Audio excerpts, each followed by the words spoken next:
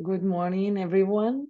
We have just launched the webinar. I'm waiting for everyone to join.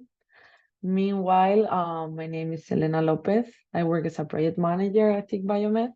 That is the coordinator of the project. And I would like to welcome you to this health chain webinar on how to become a health chain mirror region SME. Before we start, I would like to highlight that we have two open calls at the moment with the same deadline, the 5th of August. Today we are covering this one, that is the Mirror Region SME one, but we also have another open call that might be an opportunity for you, that is how to become a health chain follower SME. We organized a webinar for that other open call last week, and if you're interested, I invite you to watch the recording and access all the information that is available in the Health Chain website. Okay. So for today, I would like to remind you that the webinar will be, of course, recorded, and we will send you the recording and the presentation to rewatch it if needed. I will ask you to be muted to avoid strange noises while we are presenting. And of course, you can post your questions in the Q&A box that you can see in the Zoom bar, probably is at the bottom of your screen. We will cover all of them by the end of the session. The content that we have for today is the following. So first, my colleague Maria Bernabé will present the health chain project, what we are trying to accomplish here. Then I will give you a brief overview of the Mirror Region's open call for SMEs. And after that, each Mirror Region will introduce themselves and their challenges. We will then have a Q&A session to answer any questions you may have. And then I will briefly summarize the next step for a successful application. So without further ado, I would like to give the floor to my colleague Maria to present you the project. Maria, over to you. Thanks, Elena. Thank you, everyone. And thanks for joining us today in this call for SMEs, for Mirror Region SMEs webinar. My name is Maria Bernabé. I'm project manager at TIC Biomed, and I'm going to start to give you some details regarding the project. So you can move on, Elena. So the health chain project was funded under the I3 instrument for interregional innovation investment. This is a 3 years project that started on January last year, and it will end on December next year. So we have an estimated budget of 9 million euros, and that will get reimbursed by the European Commission at 70%. So as Elena mentioned at the very beginning, the coordinator of this project is TIC Biomed. So next slide, please, Elena. And what is health chain in a nutshell? So we are trying to change a little bit the healthcare innovation, so the work developed in the healthcare innovation, and we are based on an ecosystem approach in which all the stakeholders take a stake in the process. So based on a demand-driven approach, so to solve the problems that the healthcare organization have identified, and this is why we are challenging now the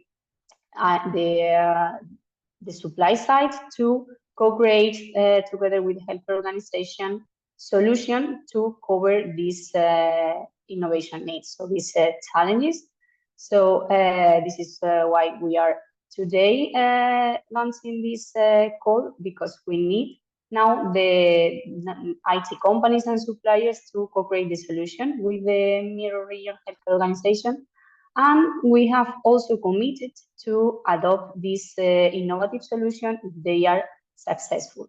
So We have several objectives of these projects, and to implement this new innovation model, new health chain model, we aim to increase the capacity of the healthcare organization to innovate and to create new digital solutions to address the healthcare system challenges.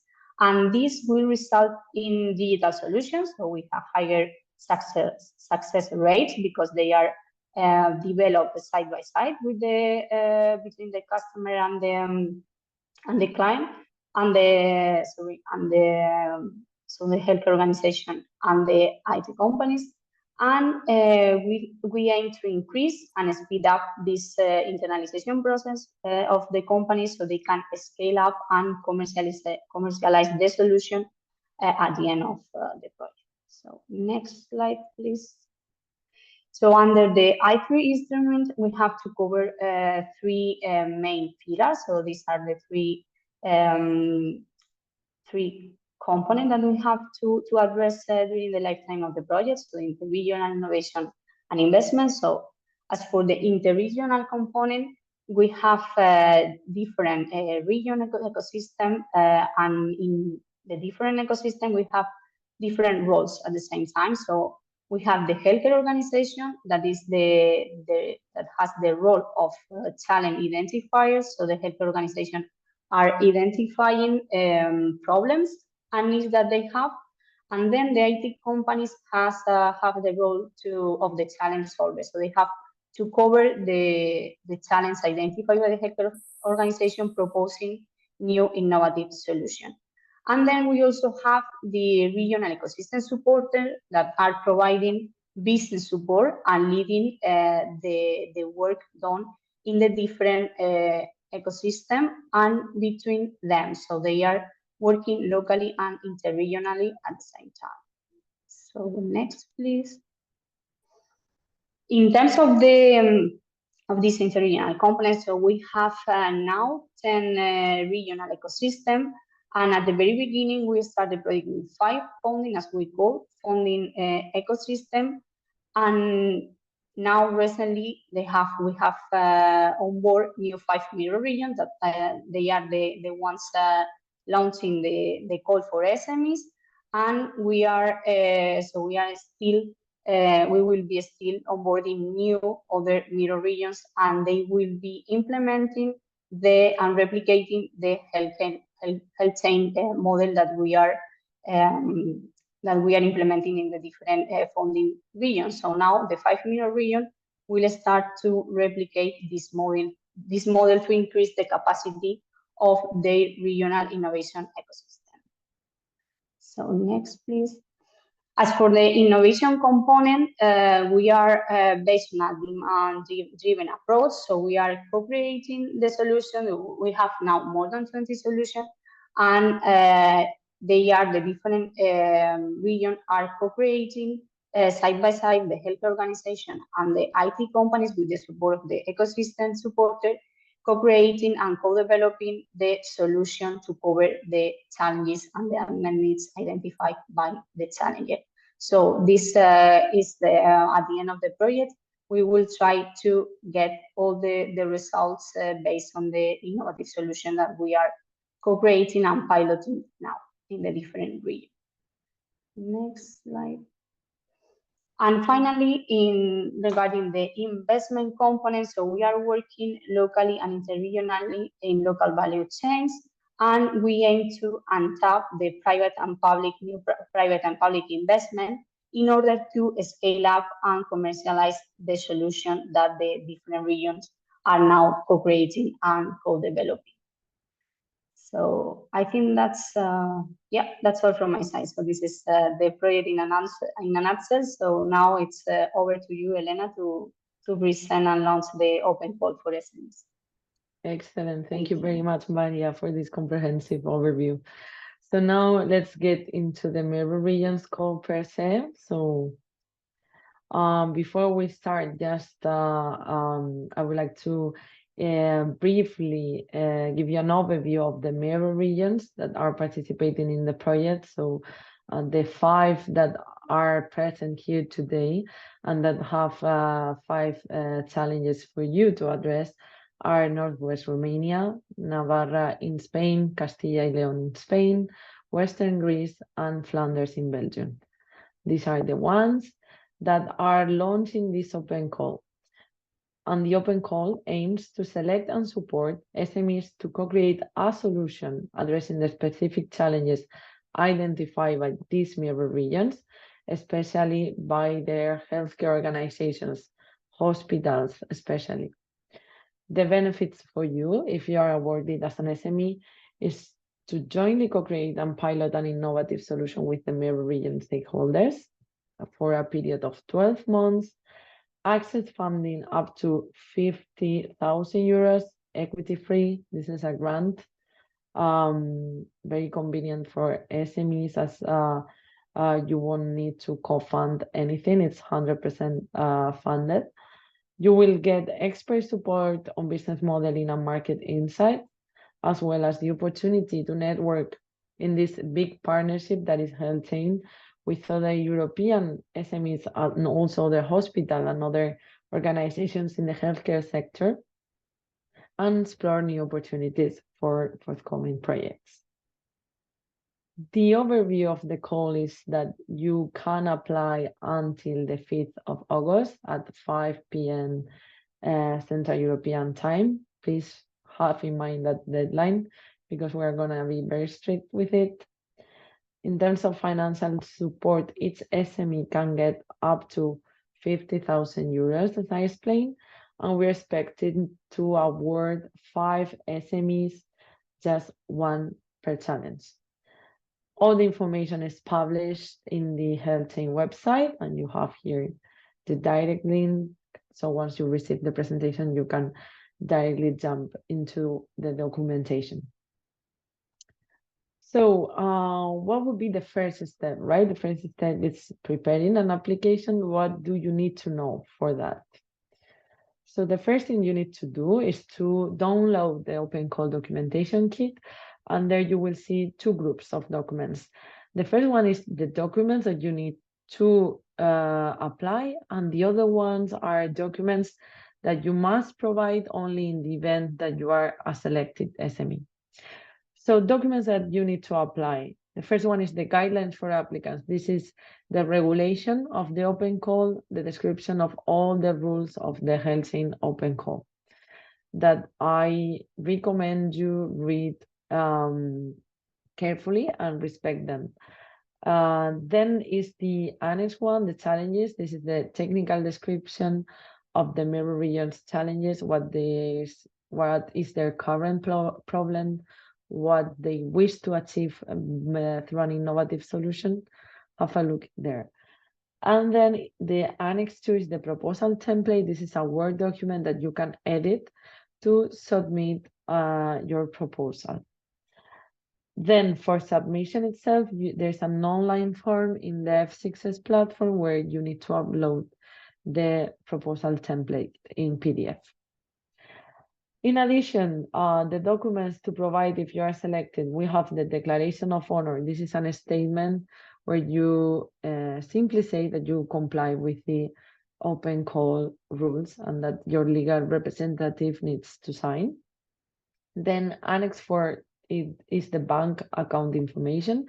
This is simply your bank account number so that we can transfer you the grant amount. Then there is the Annex 5, the SME declaration, and a document stating that you comply with the definition of a small and medium enterprise. We will comment that now in a minute. And finally, the Annex 6 is the model subgrant agreement. This is the contract that you will need to sign with the mirror region and with TIC Biomed as coordinator. So all the documents are available now in case you want to have a look, but you will only need to provide them if you are selected. Okay, so who can apply to this call? In terms of typology of organization, only small and medium-sized enterprises can apply. This means that research centers are not eligible, universities are not eligible, foundations cannot apply either, as examples. So Please go to the guidelines of applicants, read the small and medium enterprise definition to make sure that you comply with that definition before applying. Then the second important requirement is the geography for this open call, because this is an I3 funded project.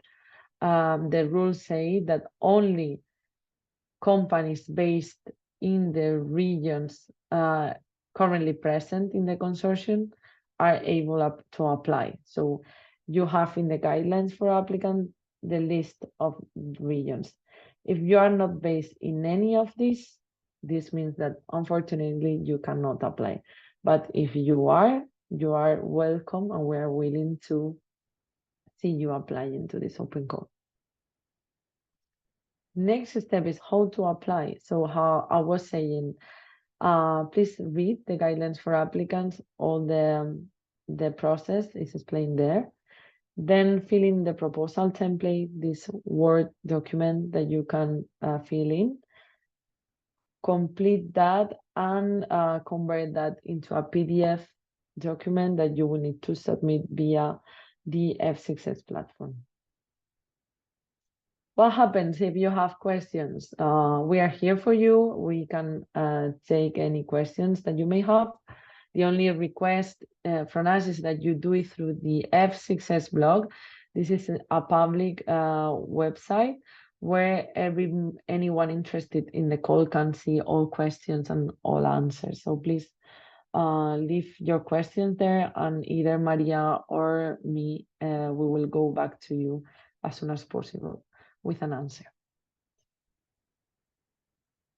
Second step, once you have submitted your proposal, how we will evaluate that.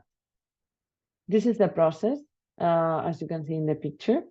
It's also explained in the guidelines for applicants. So the evaluation process in HealthChain is made of 5 steps. The first one is an eligibility check. This is a semi-automatic filtering to make sure that you comply with the basic rules of the open call, like you are an SME, you are based in the eligible regions, and so on. Then only eligible proposals will be transferred to the evaluation. The evaluation will be performed by each mirror region, who will perform a remote evaluation based on the evaluation criteria set in the call. And then they will have an online interview with the top 2 applicants per challenge. After that interview, we will have some consensus meetings and agree on the final score that will lead us to a final ranking of applicants. And we will select the best applicant per challenge. The evaluation committee, as I was saying, is set up within each mirror region with evaluators from the challenger. This is the healthcare organization, and the ecosystem supporter of the mirror region. In terms of evaluation criteria, we have 4 criteria. The first one is relevance. This has the highest weight, 40%. We also have quality, cost effectiveness, and impact with a 20% weight each. You can see in the guidelines for applicants the sub-criteria for each of them, but basically for the relevance one, we are assessing that your proposal in fact address the challenge proposed by the mirror region. In terms of quality, we are looking at aspects like quality of the team, quality of the methodology you are proposing to address the challenge, and so on. In terms of cost effectiveness, we want to see basically value for money, because you are receiving, all of you, 50,000 euros as a lump sum, but then we want to see the value that you can offer for those 50,000 euros. And finally, in terms of impact, we are looking at your commitment to exploit the solution even beyond the project. So that's it in a nutshell, but of course, go through the official documents to understand it better.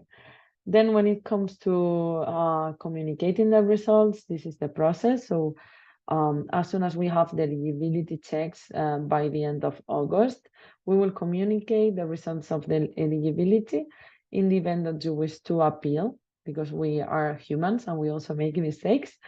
And once we have an agreement on the eligible proposals, then we will transfer only the eligible proposals to the evaluation.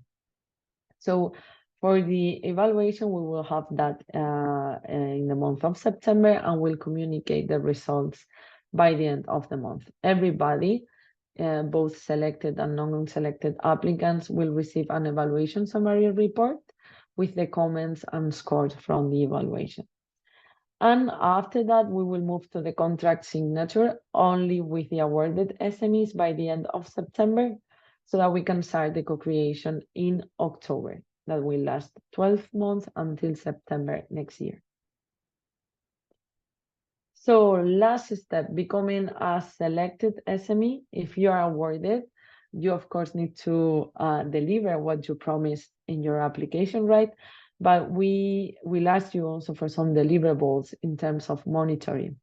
The first one will be the co-creation agreement and pilot action plan due in October, by the end of October. This is basically a plan agreed with the mirror regions on the timeline, activities, and resources you will devote to the co-creation.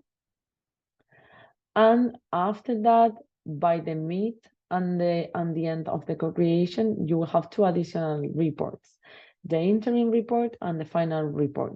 These are basically a summary of the activities, the progress that you've made during the first 6 months of the period and after the whole co-creation period. That's why interim and final reports, describing the activities and on the progress that you've made compared to your initial plans in the pilot action plan. In addition, the companies need to provide some information on the business aspect of their solution. So for the interim report, they will have to deliver a business model, and for the final report, a business model and go-to-market strategy to ensure the commercialization of the developed solution. Once you deliver those reports, we will also have review meetings. You will have them with the mirror region that you are working with to discuss the information in that report. And then the mirror region will decide whether they accept or not the deliverable. And if they do, then you will receive the payments. The payments are distributed this way. So the pilot action plan is a necessary deliverable, but it's not linked to payment. And then the interim and final reports are linked to payment. You will receive 25 euros if the interim report is accepted, and 25,000 euros if the final report is accepted. The approximate payment date is 1 month after the mirror region has accepted your deliverable. So approximately May next year and November next year for the final report. And that's it in a nutshell. I know it's a lot of information to process, but take this as an overview, and you can always read the guidelines for applicants in detail and ask any question via the F6S blog. So now I would like to give the floor to our mirror regions to present both the stakeholders participating in the region and their challenge. First one is Northwest Romania, so please, Adriana and Servan, over to you. Thank you, Elena. Hello, everybody. I am Adriana Dunca from Fresh Blood. We are the ecosystem supporter. We are an NGO supporting healthcare innovation in Romania with the focus on digital health startup. We also represent EIT Health in Romania, and we have programs helping startups like our Hubvantage program in third years. This year being in third years, we have 17 startups helping right now. We also have a focus on mentoring and we are connected to all major programs in Romania. Our challenger is MedisPro Cancer Center, an oncology hospital in Transylvania, serving around 1,000 patients annually. They offer diagnostic and advanced treatment services. They collaborate with national medtech developers to enhance care quality and productivity. Our northwest region in Romania is known for its top universities in medical sector, and also we have a pool of IT companies, as we are known as the Silicon Valley of Europe in IT. So we have a lot of national and multinational companies. This would be the first slide. Thank you, Elena. If you can, yes. And now about our challenge. So our challenge, it's named ARTRIS, Automatic Imagery Tool, Results for Diagnostic and Standardization. The current problem. So we have about 1,000 new cases estimated in Romania in 2022. And as you all know, cancer patients require a periodical scan to monitor and to adapt their therapy. A radiologist can perform 4 to 5 image evaluation on a day and interpreting the results in a descriptive narrative way. This is the way that also patients understand, and also other clinics can understand what the results are. But comparing these results in a narrative way is very difficult. There's a new way of interpreting results, the RECIST, Responsive Evaluation Criteria in Solid Tumors, but this is not very well accepted, and it's more used in trials and considered insufficient in practice. So not a lot of radiologists use it. Having the image interpretation in both ways, having the RECIST and the narrative way, would be double work for the radiologists that are already working a lot. So our solution would be a digital assistant that would help the radiologist analyze, scan, interpret image, and write standardized radiology results containing both RECIST and narrative results. As our KPI, we would like to have automatic repetitive task being helping the radiologist using advanced machine learning to have the image analyzed and identify subtle abnormalities, and lesions.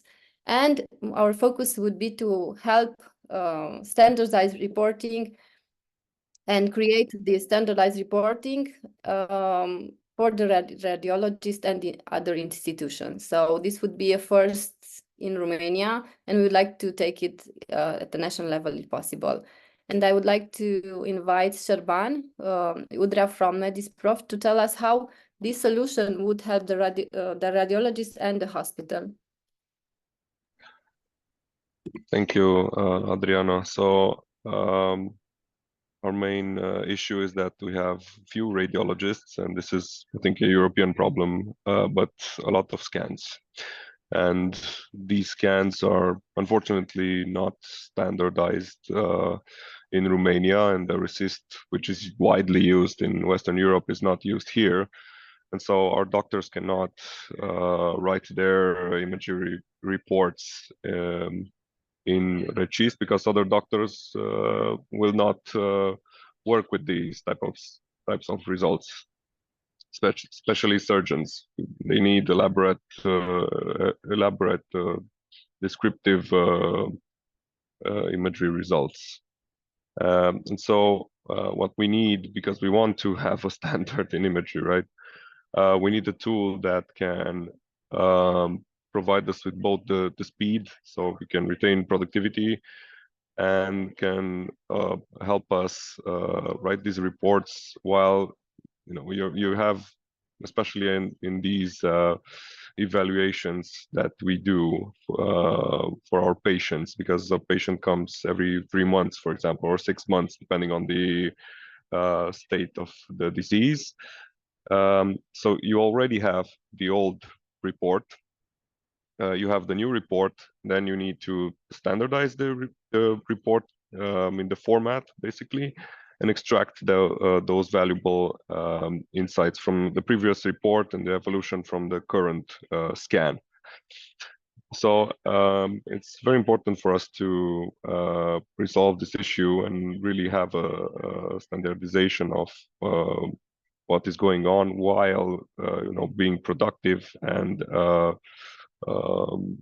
lower the time that doctors need to work on this. And so I think this would be very helpful at the Romanian level, but Also, internationally, as I said, there are less and less radiologists. Patients, especially cancer patients, are increasing in numbers. And for all this stadialization, even if the results are only in red schist, it will be very helpful for a lot of people. Thank you. Thank you very much, Elvan. Let's move on to the next region, that is Western Greece. Hara, over to you. Yes, hello everyone. My name is Hara Pilaриnou. I represent Doctors Hello Ecosystem. Briefly, Doctors Hello Ecosystem is a broader ecosystem focusing on healthcare services provision. In our region, Western Greece, we try to integrate several collaborators and interested stakeholders in the broader healthcare sector, starting from SMEs, but mainly academics and research centers and research labs from University of Patras, mainly coming from the medical school and computer engineering school, where we try to merge solutions and promote these to real market conditions. In this effort, we collaborate with existing hospitals in our region, in Western Greece region, having already active collaboration with 5 hospitals.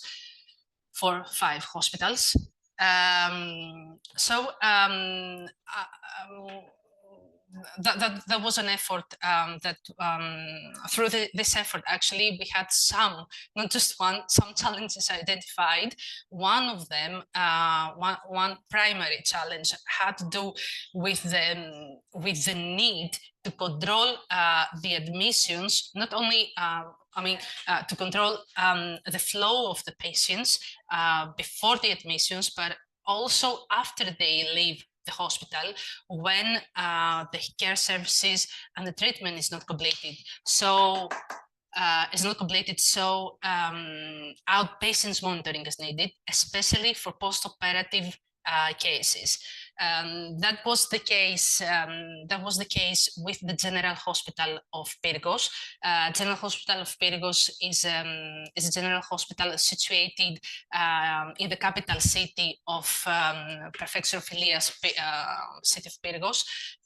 It serves more than 150,000 citizens in the area. It's not the largest city or the largest hospital in the western, in the region of Western Greece, but one of those, I would say, one of these hospitals to face the more challenges. The more challenges in terms of care delivery. There is a great staff shortage there. Staff shortage that struggles with basic shifts coverage. So the idea was to try to support this hospital with a technological solution that may assist, to some extent, of course, that may assist the control of admissions before coming to the hospital, and especially those that leave urgently the hospital without being fully treated through continuous monitoring. That was the most basic need that was expressed by General Hospital of Pyrgos.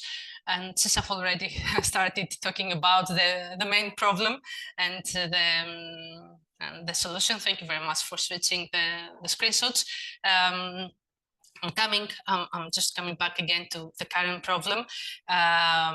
There's a big number of admissions waiting to the big number of waiting lists and admissions waiting before entering the hospital, which cannot easily be handled. I understand that this is a case due to general staff shortages everywhere, but the problem becomes more obscure. It's even larger in remote hospitals. I mean, General Hospital of Pyrgos is not really remote, but it's not a big city. It's understaffed. and as a consequence, it's not it does not properly service the visitors, the patients who come in. The idea was to introduce this solution, TRIME as we called, which is a multi-stage monitoring triage at home. Usually, when speaking about triage, we all know it's something that we usually support before a patient comes into the hospital. The idea is to break this into 3 steps, have an earlier, a pre-step triage before someone goes to the hospital, so we can have a very early assessment. Of what the situation is, then have a more typical standard triage at the hospital, and put the emphasis and emphasize on the outpatient monitoring, kind of shifting the triage after the admission of the patient, so they can continue being monitored once, as we say, they go home, but they have not totally recovered.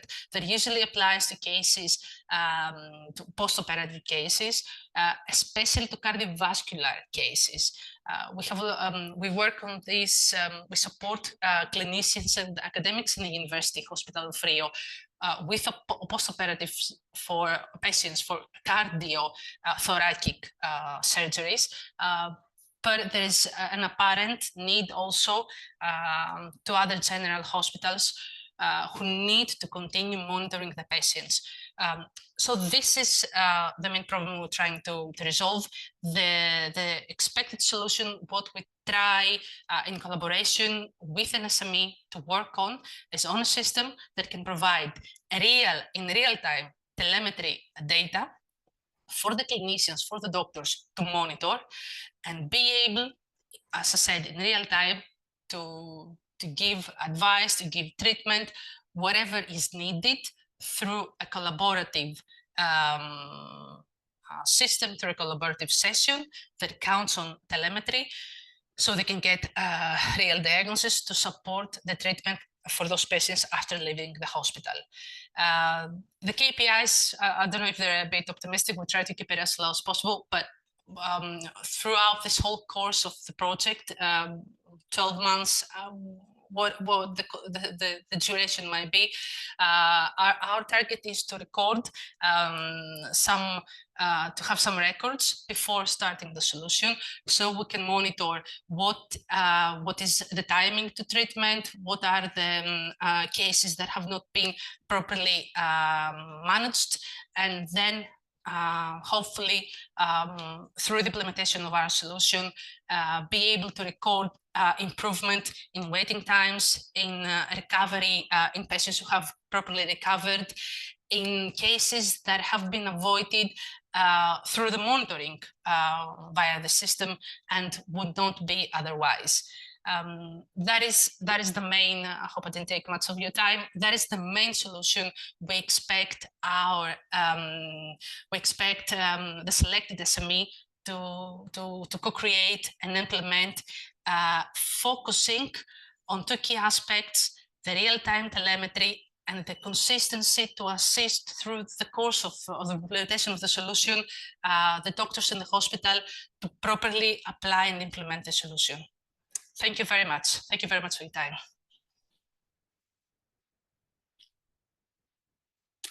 Thank you very much, Hara. I leave now the floor to Sofia from Interest to introduce Castilla y León.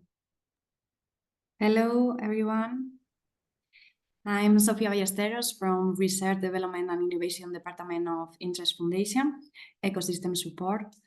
Fundación Interest is a non-profit organization dedicated to improving and promoting the well-being and autonomy of people with disabilities. As the organization addressing the challenges, we have Los Montalvos Hospital. It is the primary center for advanced patient care in Castilla y León, specializing in comprehensive health and social care, training, assistance, and research in palliative care. The hospital includes a hospitalization unit and home support teams serving both rural and urban areas. Next slide, please. Thank you, Elena. Starting with the current problem, in recent years, the number of people in Spain with limited life diagnosis, experiencing pain, suffering, and dependency has increased significantly. Approximately 308,475 people need palliative care in Spain, of whom 126,640 requiring specialty palliative care terms, though only 40% receive it.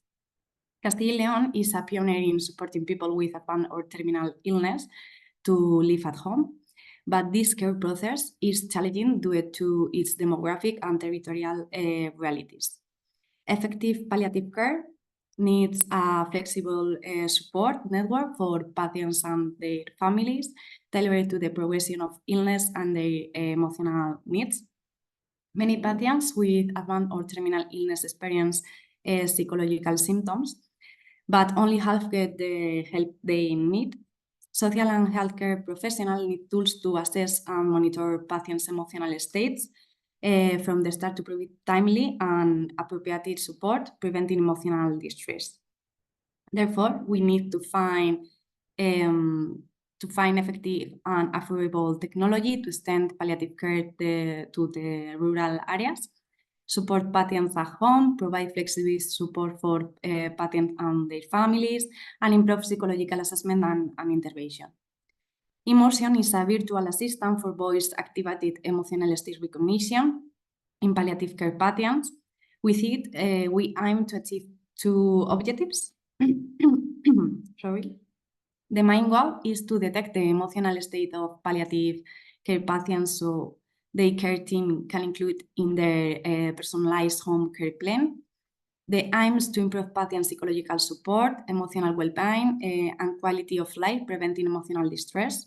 A secondary goal is to validate the use of a digital assistant to recognize emotional states through both recognition using natural language processing and digital signal processing techniques.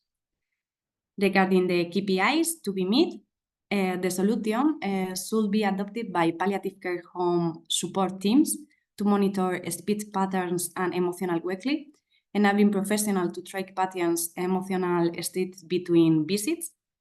Currently, these teams make approximately 100 phone calls per week, 20 to 30 calls daily, 5 days at week. Using Motion, the team anticipates improvements in services, including a minimum 20% reduction in weekly phone calls for appointment visits based on emotional state, a minimum of 50% reduction in phone call duration due to advanced symptoms awareness, professional satisfaction with the solution, measured by SUS, system usability scale of at last 17 points, and patients' perception of the services' effectiveness in enhancing emotional well-being, rated on a scale to 1 to 10, above 5. And this is in conclusion, our goal is to innovate and improve the lives of people with advanced illness in Castilla y León. With initiatives like this, we aim to transform palliative care by combining advanced technology with support, ensuring every patient receives the personalized care they need and deserve. Thank you. Thank you very much, Sofia. I leave the floor now to Isabel and Brian from Flanders. The floor is Hi, yours. good morning, everybody. Nice being here. I'm going to very shortly introduce the region to you and then hand over the word to Brian or Jana, depending on the time, to explain the challenge. So I'm Director Innovation and Strategy at Medvia, which is a Flemish ecosystem, and Flanders is the northern part of Belgium. We are actually a not-for-profit organization focused on what we call the 4Ds, which are digital, diagnostics, devices, and drugs. We are a public-private partnership with 115 members where we try to actually include all the players of the healthcare value chain, which are, of course, the companies, but also academics, hospitals, and so on. And what we try to do as an ecosystem is to support healthcare innovations originating from Flanders to support them in helping them thrive nationally, internationally, by giving funding. Health Chain is an example of that, but also by trying to share a lot of expertise and our network with the companies and other stakeholders in the healthcare chain. But enough about Medvea, and let's now switch to Brian or Jana from AZ Groningen, one of the most innovative hospitals in Flanders, to explain their challenge. Yeah, next slide, please. Yeah, so I'm Brian, and my colleague Jana is also in the call. Maybe she can turn her camera on as well. Both of us are responsible for the project within our hospital. My background is more innovation management, and that from Jana is management in healthcare. And we have a current problem within our hospital that we see with our patients, more precisely on the pediatric ward, where we see an increase of obesity with our younger patients in the hospital. So that's our current problem, that 5.8% of the children are getting obese. And we want to challenge that problem with a self-care system where the patient gets a monitor and an application. It's an application with gamification where the child gets motivated to do more physical activity outside of the hospital. And that the data can go through to the clinician so that the clinician can measure the physical activity of the child and adapt his report about the child.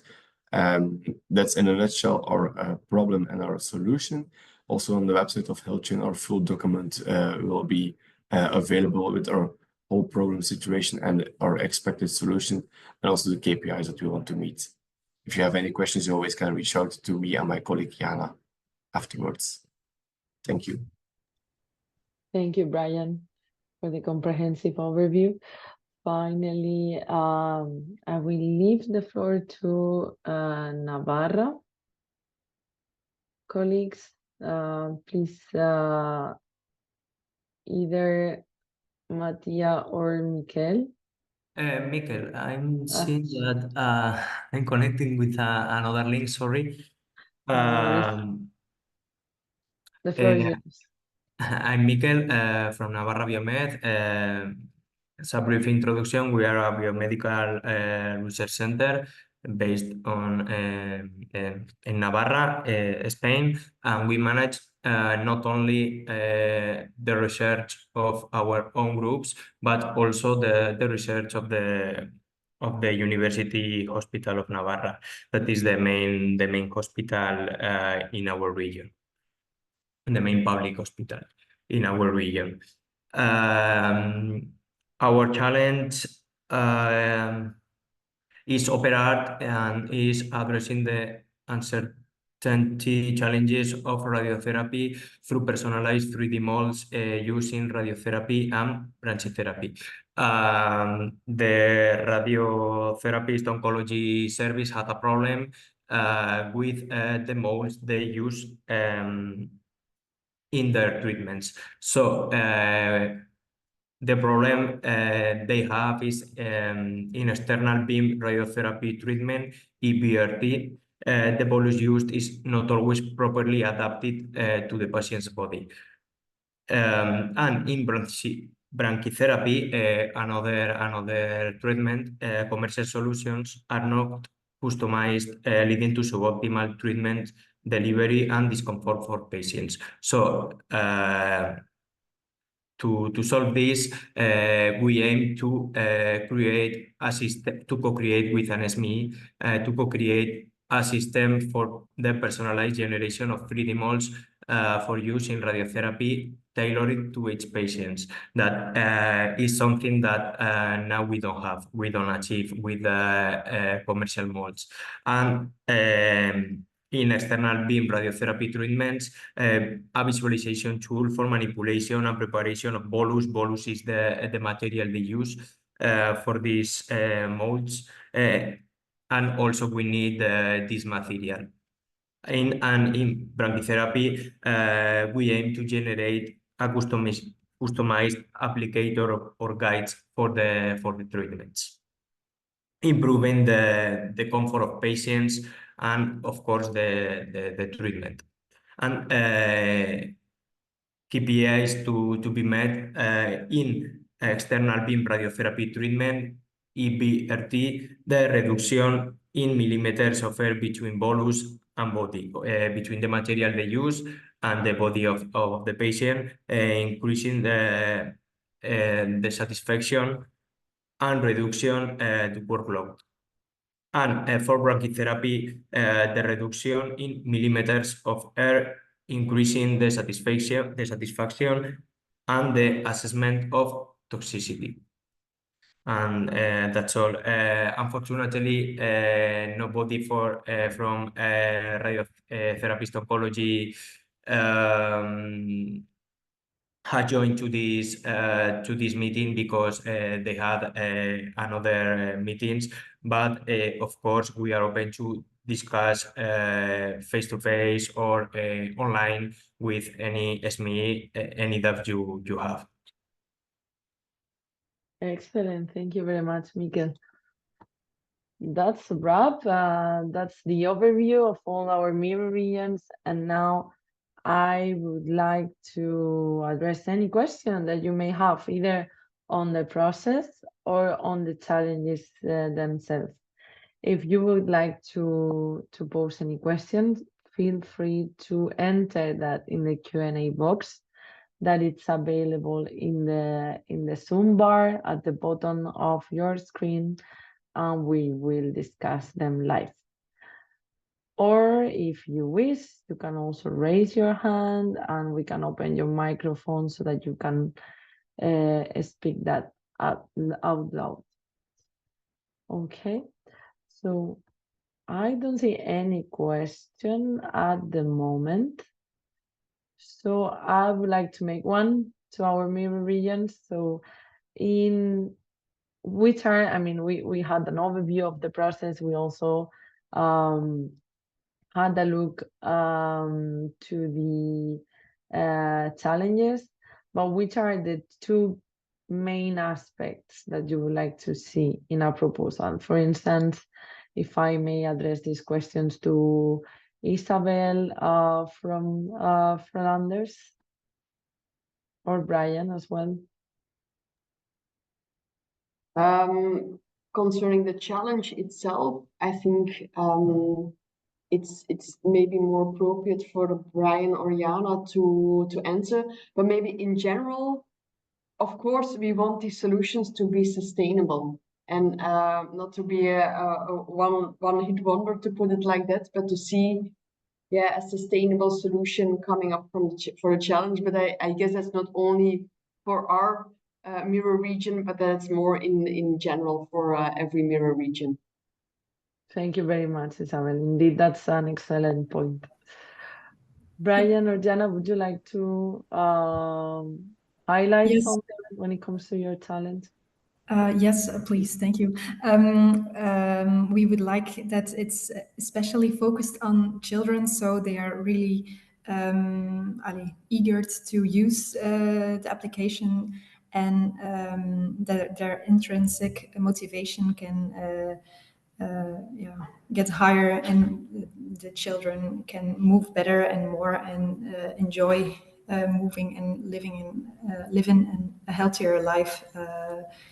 That would be really nice if it is accomplished that way. Yeah, excellent. So this is a key message for all the SMEs interested in applying to Flanders, that gamification is a key aspect, right? Okay. Yes. Thank you very much, Jana. I see now that we have some questions in the chat. So first question is, can an SME participate to more challenges? So according to the guidelines of applicants, I can answer this. According to the guidelines for applicants, you have to choose just one challenge from the mirror regions call. So you can make a proposal just to one challenge.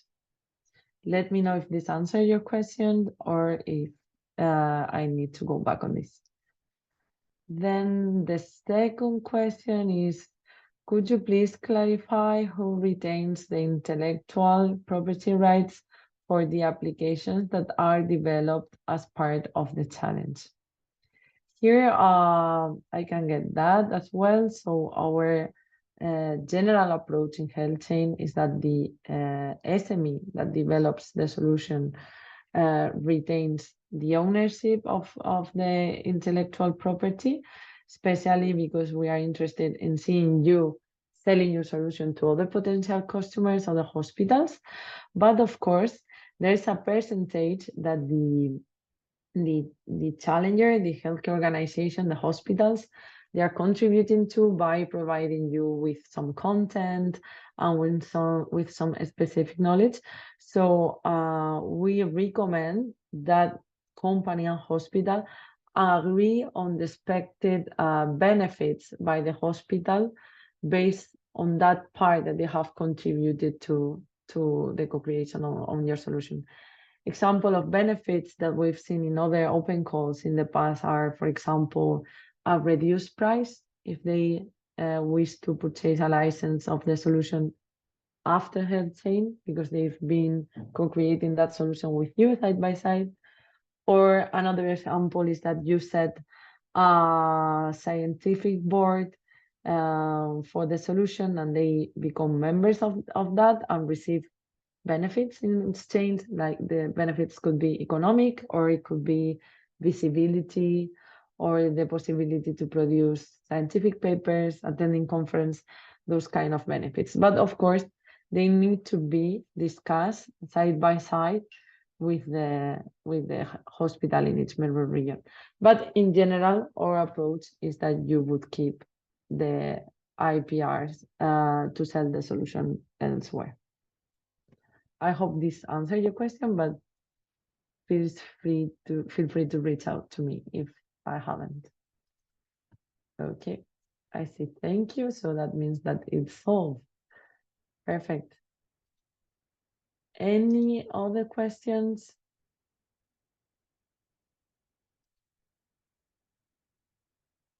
If not, I think that we can leave it here. Thank you very much for your time and your interest. I would like to remind you on the next steps. Please, I've said this, I think 1,000 times, but I will say it one more. Read carefully the guidelines for applicants. These are the core rules and processes. If you have any question, please do not hesitate to ask. We are here for you. Do it through the F6S blog. You have all the links available in the HealthChain website. And of course, fill in your proposal and submit it through the F6S platform before the deadline. That's the 5th of August at 5 p.m. Central European time. Thank you very much, and we hope to see you very soon applying through the open call. Have a nice day. Bye-bye.